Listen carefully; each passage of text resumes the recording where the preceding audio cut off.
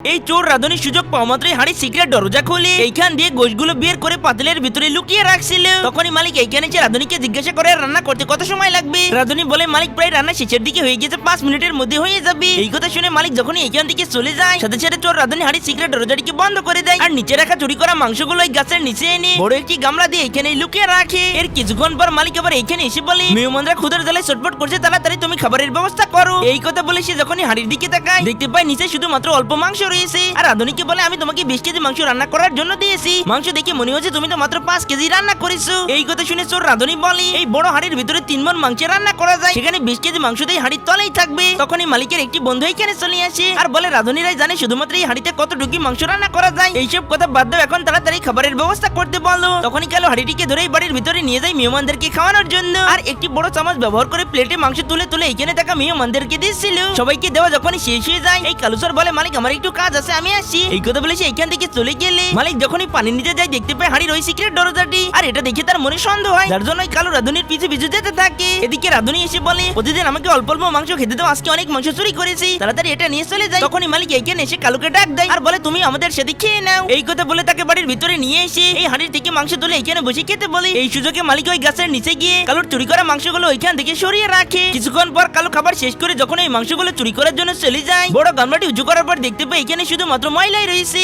এখন তোমার বাবা সুপার হিরোর জন্য একটা সাবস্ক্রাইব করে দাও।